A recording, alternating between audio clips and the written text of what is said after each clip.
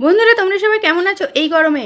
আজকে জানো তো বাটা মাছের ঝোল খাবো পটল আলু দিয়ে। তার জন্য এখানে দেখো 3 পিস বাটা মাছ নিয়েছি, কিন্তু 3 পিসের মধ্যে আমি 2 পিস দিয়ে ঝোল বানাবো, 1 পিস আমি ভাজা রেখে দেবো। এখানে দেখো মাছ 2 পিস আমি ভালো করে ভেজে তুলে নিয়েছি। এবার আমি ওই তেলের মধ্যে দিয়ে দিলাম পটলগুলোকে দিয়ে লবণ হলুদ দিয়ে খুব ভালো করে লাল লাল করে পটলগুলো কিন্তু ভেজে তুলে নেবো।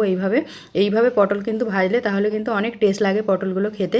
তারপরে দেখো আলুগুলোকেও আমি দিয়ে দিয়েছি এই তেলের মধ্যে, দিয়ে লবণ হলুদ দিয়ে আলুগুলোকেও ভালো করে ভেজে তুলে নিলাম। এবার ওই তেলের মধ্যে জিরে তেজপাতা ফোড়ন দিয়েছি আর দিয়েছি কুচনো পেঁয়াজটা ভাজা হয়ে গেলে এর মধ্যে দিয়ে দিলাম টমেটো কুচি, দিয়ে একটু নেড়ে চেড়ে নিয়ে সামান্য একদম রসুন বাটাটা দিয়েছি বন্ধুরা একটুখানি।